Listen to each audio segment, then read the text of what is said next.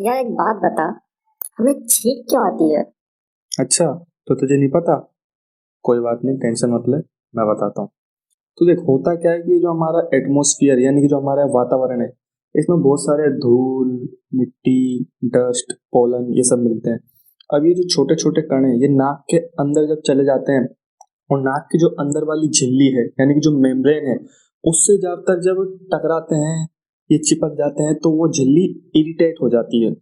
समझ रहा है? ठीक है। अब इरिटेट होने के बाद क्या होगा? ये झिल्ली इरिटेट हुई, जिससे ये कई सारी रिएक्शंस, केमिकल रिएक्शंस को ट्रिगर करती है। अब ये जो सीरीज ऑफ रिएक्शन है, ब्रेन के मेड्यूला को सिग्नल्स भेजती है। अब ये जो सिग्नल्स मेड्यूला के पास गए, तो इसकी वजह से हमारी जो चेस्ट है वो एक्सपेंड होती है, फेफड़ों में हवा भरती है, साथ ही साथ जो हमारी आंखें हैं वो बंद हो जाती है। आंखों को मसल्स कंट्रोल करती है।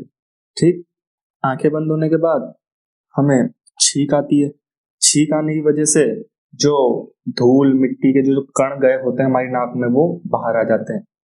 एक खास बात जिसको सुनकर तू जरूर चौंक जाएगा, वो ये है कि जब हम छींकते हैं तो उसकी जो स्पीड होती है वो 160 किलोमीटर प्रति घंटे की रफ्तार होती है।